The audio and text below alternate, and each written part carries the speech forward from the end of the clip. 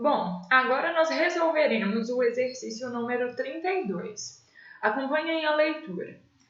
O problema diz o seguinte: no interior de um campo elétrico uniforme, uma partícula de massa m, eletrizada com carga Q positiva, é abandonada do repouso no ponto A da superfície equipotencial V1.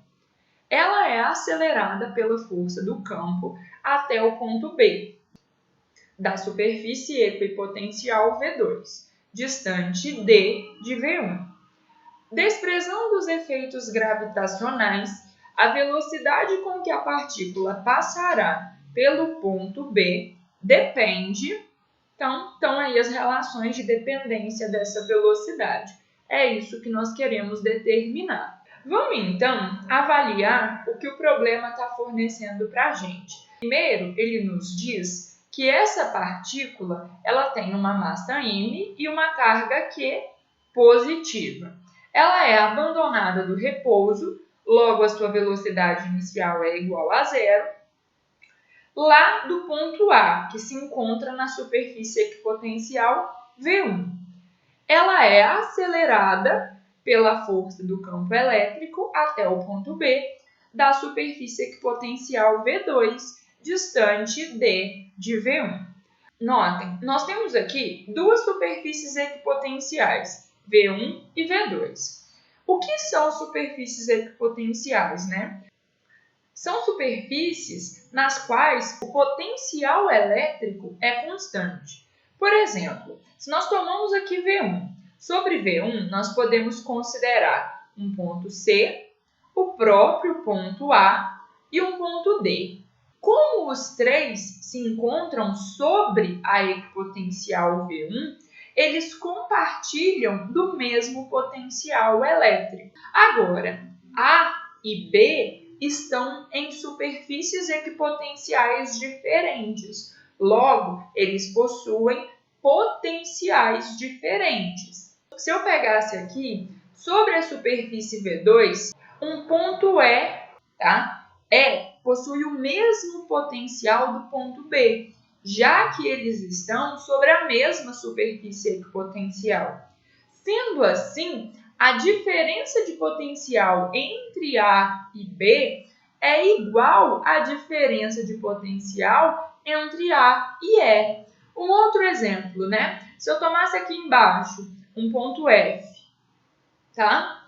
A diferença de potencial entre C e F é igual à diferença de potencial entre A e B. Isso por quê? Porque C possui o mesmo potencial de A e F possui o mesmo potencial de B. Logo, a diferença de potencial entre C e F é igual à diferença de potencial entre A e B, tá bom? É só uma consideração que eu acho legal de ser notada aí para superfícies equipotenciais, tá? Não necessariamente isso faça parte da solução do nosso problema, ok? Então, vamos lá. Nós temos que uma partícula sai do ponto A em direção ao ponto B. Essa partícula possui massa m e carga Q e percorre uma distância d. Ela é abandonada inicialmente no ponto A com velocidade inicial igual a zero. E o nosso problema se consiste em determinar a velocidade no ponto B, ok?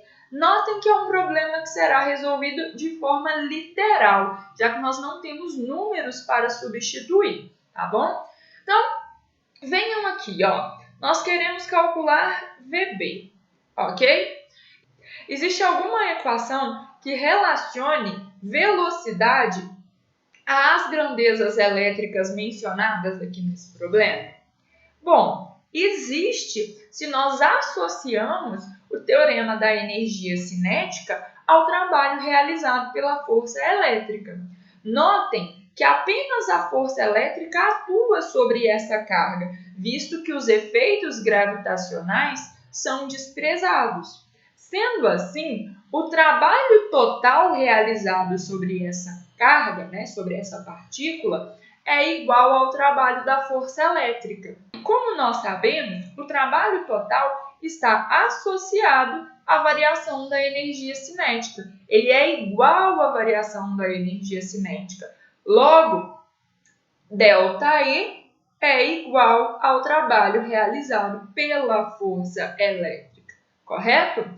Bom, nessa situação, como o campo elétrico é uniforme, nós podemos calcular o trabalho do campo através da diferença de potencial entre o ponto A e o ponto B. Observem, o trabalho da força elétrica ele é calculado pelo produto entre a carga de prova que se move de A até B pela diferença de potencial entre o ponto A e o ponto B.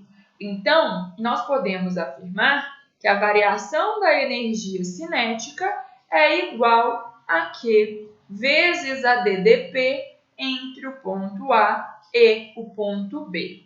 Notem, a variação da energia cinética é igual à energia cinética final menos a energia cinética inicial. Então, eu estou reescrevendo ΔE aqui. Isso é igual à carga elétrica Q, que multiplica o potencial do ponto A menos o potencial do ponto B. Essa é a DDP entre A e B. Observe, como lá no ponto A a carga foi abandonada em repouso, nós temos que a energia cinética inicial é igual a zero. Logo, a energia cinética final é igual a Q, que multiplica VA menos VB. Como nós queremos a velocidade, nós podemos tomar aqui que a energia cinética é nada mais que a massa vezes a velocidade da carga lá no ponto B ao quadrado dividido por 2. Então, isso é igual a Q, que multiplica VA menos VB. No caso aqui, VA é o potencial da equipotencial V1 e VB é o potencial da equipotencial V2, tá bom? Nós poderíamos, ao invés de escrever VA e VB, escrever V1 e V2 sem nenhum problema, tá?